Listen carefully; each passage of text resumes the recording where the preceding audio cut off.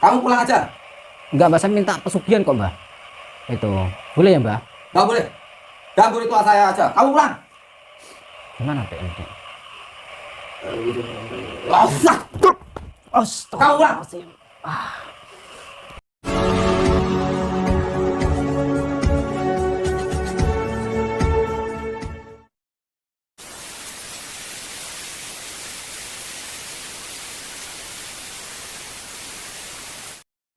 li khamsatun utfi biha harul wabail hatimah al mustafa wal murtada wabnahuma wa fatimah li khamsatun utfi biha harul wabail hatimah al mustafa wal murtada wabnahuma wa fatimah.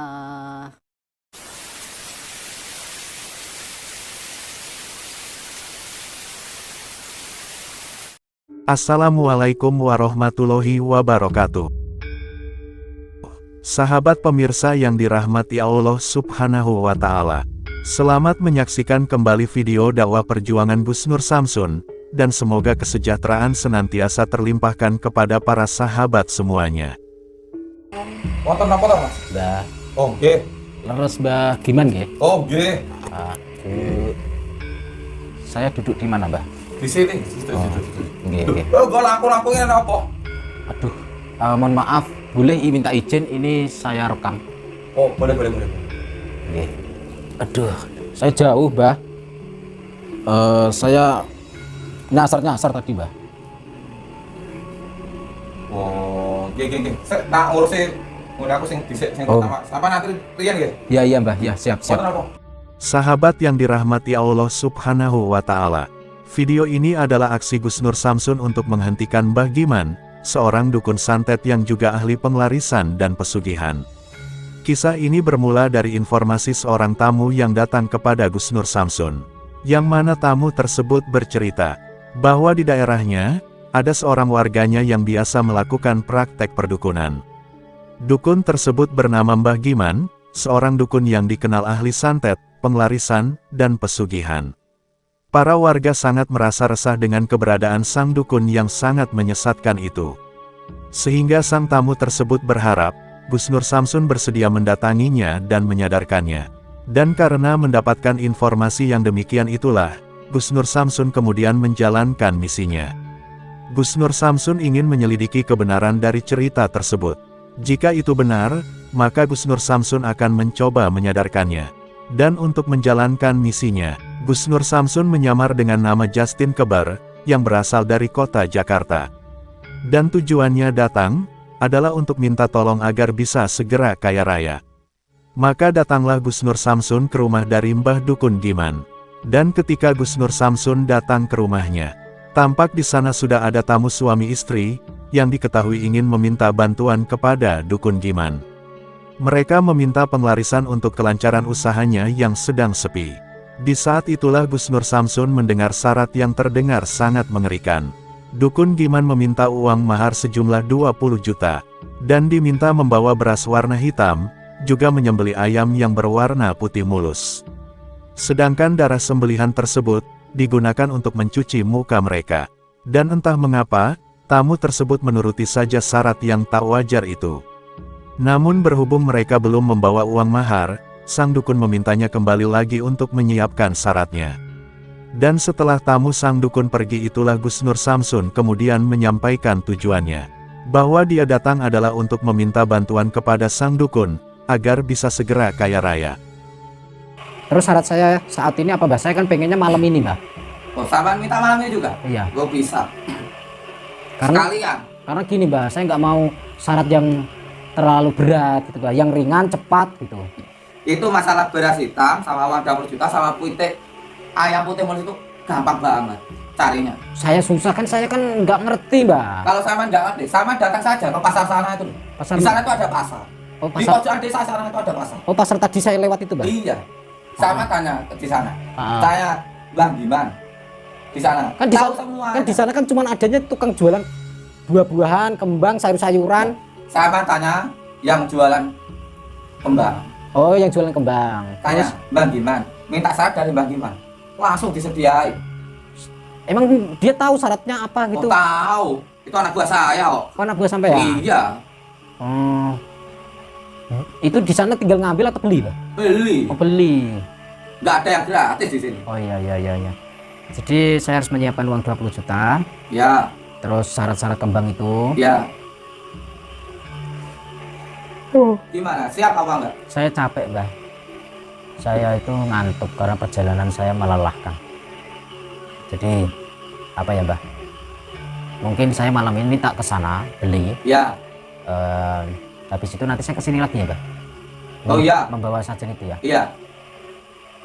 Jangan pagi-pagi loh. Enggak, Mbah, paling cuma sebentar, bahkan deket, Mbah. Dekat. Habis ini saya mau masih menggarap yang tadi. Menggarap itu apa, Mbah? Istilahnya saya itu mengerjakan tugas saya yang tadi yang Bapak dan Ibu tadi. Oh, Mbah Giman itu masih sekolah. Menggarap tugas itu bukan berarti saya sekolah mengerjakan tugas atau gimana. Saya menggarap pekerjaan saya yang tadi. Yang Bapak dan Ibu tadi kesini minta ajar penglaris itu nanti saya garap.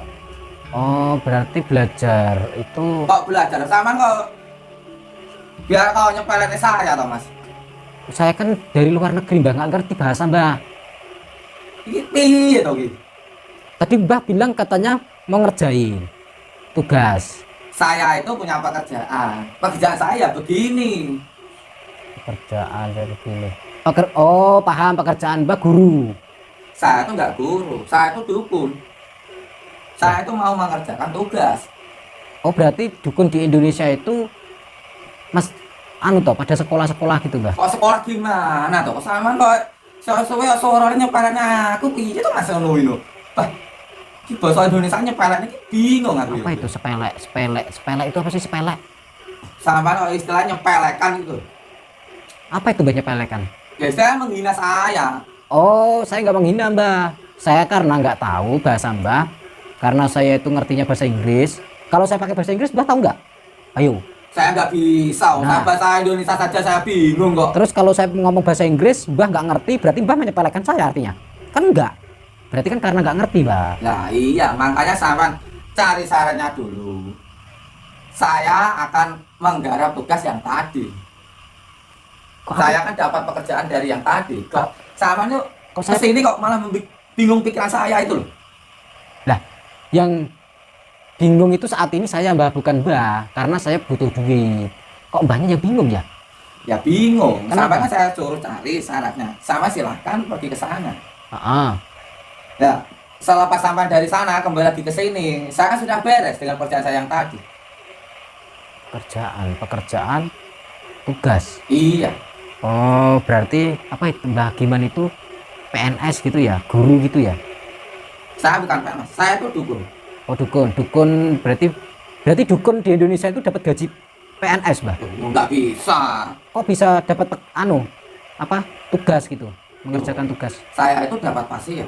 Dapat pasien. Pasien itu harus saya kerjakan dulu. Kenapa sih kok tadi sekian banyak orang yang datang ke sini nggak ada yang robot kayak sampean? Ya, saya kan baru belajar bahasa Indonesia, Mbah. Itu. Jadi gini, Mbah. Pasien. Berarti Mbah dokter juga ya? Saya nggak bisa, dokter. Kok ada pasien? Namanya orang yang datang ke sini, itu saya sebut pasien. Kalau saya apa? Sama juga saya sebut pasien. Aduh, saya nggak sakit, Mbah. Ya namanya orang datang ke sini itu nggak harus sakit, nggak harus sehat. Oh, Yang namanya orang datang ke sini, saya sebut pasien. oh gitu. Karena ini rumah saya, ini tempat saya. Berarti kalau misalkan saya punya rumah, Mbah. Ya, Saya punya rumah di Jakarta, terus mertua saya datang ke rumah saya. Berarti itu pasien saya. yo, itu terserah sampean menyebutnya gimana itu terserah sampean. Lah kalau Mbah mertuanya pasien juga di sini. Iya, yang datang ke sini saya sebut pasien. Nggak peduli siapa. Oh, istrinya Mbah juga pasien. Kalau istri itu beda. Oh, beda. Tapi kan rumahnya Mbah di sini, Ya, bukan? iya, rumah saya. Tapi kalau istri itu beda. Oh. Ya. Oke, jadi takutnya kemalaman nanti saya tak ke pasar dulu. Oh iya. Saya beli persiapan yang dibutuhkan Mbah Giman. Nanti saya bakal kesini lagi ya Mbah. Iya, satu. Dan setelah yakin bahwa dukun Giman adalah dukun yang sesat, Gus Nur Samsun kemudian merencanakan misinya selanjutnya. Selain itu, Gus Nur Samsun juga ingin membongkar praktek penipuan yang dilakukannya. Sebab itulah Gus Nur Samsun berpura-pura untuk memenuhi permintaan dari dukun Giman. Gus Nur Samsun kemudian minta izin keluar pergi ke pasar, dengan alasan mencari syarat ritual yang dibutuhkan. Setelah beberapa waktu kemudian, Gus Nur Samsun kemudian kembali ke rumah sang dukun. Dan kali ini, Gus Nur Samsun ingin menuntaskan misinya. Lalu bagaimanakah aksi Gus Nur Samsun tersebut? Silahkan disaksikan videonya selengkapnya.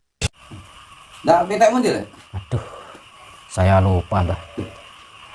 Lupa piye. Tadi saya bilang sama anak buah Mbah yang jualan kembang, katanya ayam yang putih mulus itu lagi habis Mbah. Habis gimana? Kok habis itu? Katanya dibeli dari pagi itu, dibeli sama tamu pasiennya Mbah. Katanya tamunya Mbah banyak. Ya, tadi loh sudah ada, saya stok banyak di situ, kok habis itu gimana? Oh, yang stok Mbah sendiri? Iya. Aduh, ini perdagangan nih. Jadi gini Mbah, mungkin nyusul aja Mbah ayamnya Mbah. Oh nggak bisa. Lah beras hitamnya mana? Aduh, lupa juga. Saya tadi kan saya suruh kamu cari syarat ayam putih mulus, Ya, beras hitam. ayam putih mulus. Tapi Loh, anu Mbah, tadi itu di pasar itu ada ayam putih tapi nggak mulus Mbah, juga bisa. karena masih ada telek-teleknya Mbah. Namanya ayam putih mulus itu ayam yang putih yang mulus. Semuanya serba putih. Cuma cenggernya aja yang merah. Saya nggak ketemu putih yang mulus Mbah, karena saya kan pacar saya itu di Jakarta itu pahanya kan putih mulus Mbah. Nah, nggak ada Mbah ayam yang saya cari seperti pahanya pacar saya Mbah. Nggak ada. Itu ayam kampus. Jadi, Oh, ayam kampus. Udah lah. Saat yang kedua itu oke. Yang gimana itu? Soal uang yang 20 jutanya. Oh, Saya minta cash. oh gampang Mbah, itu sudah tenang aja Mbah. Udah ada Mbah pokoknya. Udah. Udah ada. Terus ada gimana? Udah. Sekarang ada nggak? Sekarang anu Mbah, Saya minta sekarang uangnya. anu dulu, ritual dulu aja Mbah. Ya nggak bisa. Harus ada syarat-syaratnya itu. 3 syarat itu harus ada semuanya. Baru saya ritual. 20 juta Mbah. 20 juta. Harus itu Mbah. Harus wajib itu. Kamu ingin kaya apa tidak? Wah iya anu Mbah, saya pengen kaya. Syaratnya itu harus ada. Jangan kayak gitu. Gimana ya Mbah? Saya tadi sudah jelaskan bertele-tele. Saya terus terang saja Mbah, saya ngutang dulu boleh Mbah? Kamu itu gimana, Mas? Saya kehabisan uang Mbah. Di sini nggak ada. Yang namanya cari pesugihan ngutang itu nggak ada. Kalau ada Mas pesugihan ngutang, se-Indonesia bahkan sedunia itu sudah datang ke Mbak Giman minta pesugihan ngutang. Nggak ada pesugihan yang namanya ngutang. Kamu itu kok lama-lama kok kayak gitu? Saya belum lama Mbah, baru sekarang kan saya datang ke Mbah. Kamu itu loh, kok nyepeleknya saya itu gimana? Nyepelekan saya loh kamu itu. Saya nggak menyepelekan Mbah. Sampean itu menghina saya loh Mas. Saya nggak menghinakan, saya minta tolong Mbah. Minta tolong kok ngutang, nggak ada cerita minta tolong ngutang itu gimana ceritanya? Ceritanya gini Mbah, saya ceritakan ya Mbah. Jadi kan saya kan nggak punya uang Mbah. Terus saya datang ke sini pengen minta uang sama Mbah pesugihan supaya saya punya uang. Kalau saya sudah dapat pesugihan, saya kaya raya, saya punya uang, nanti saya bayar. Nggak bisa, namanya ritual gaib. Saya itu butuh syarat. Lah kalau saya punya uang ngapain saya minta pesugihan Mbah? Kalau gitu ngapain sampai datang ke sini? Saya minta pesugihan. Kalau minta pesugihan, sama harus turuti syarat itu. Nggak bisa kayak gini, sama tuh menyepelekan saya loh. Kan ngutang bisa Mbah? Nggak bisa. Nggak bisa Mbah? Ya udah. Gitu. Kamu pulang aja. Nggak Mbah, saya minta pesugihan kok Mbah. Itu boleh ya Mbah? Nggak boleh. Ganggu ritual saya aja. Kamu pulang. Gimana Pak? Astaga. Kamu pulang.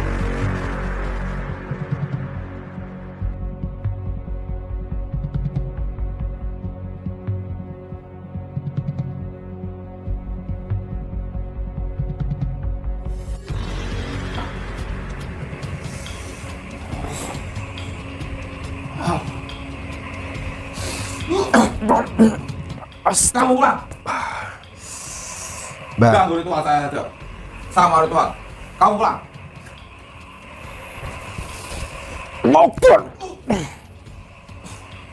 Kamu nantang saya kamu. Kamu nantang saya. Ojo rumongso bisa sampean, ojo adigang adigung adigung. Was.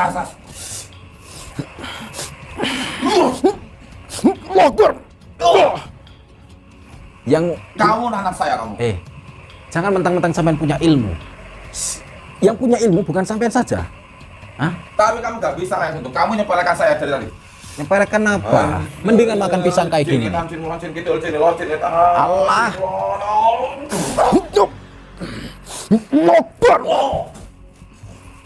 Makan pisang dulu. Brengsek kamu. Kamu tuh nyepelekan saya. Itu saji. Kan ini ya beli saya. Ajar kamu.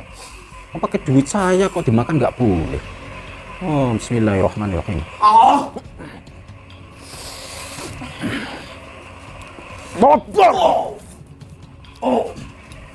Ajar kamu itu.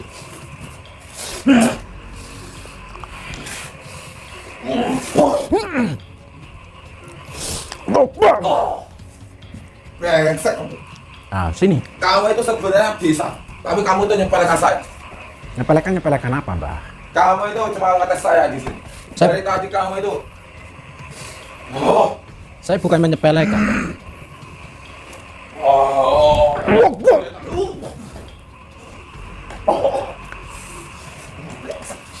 Kok brengsek toh? Kita sudah ya. Kita sudah ya. Gak bisa. Bismillahirrahmanirrahim. Saya belum kalah. Saya belum kalah. Allahumma kun sifatin cahaya kun cahaya mulia sifatin Allah. Nurku ya nur Muhammad rupa kamatin jagat gede jagat cilik sayyidin kerso sayyidin sabda tisa kersana wa berkah kalimah la haula wala quwwata illa billah hilal.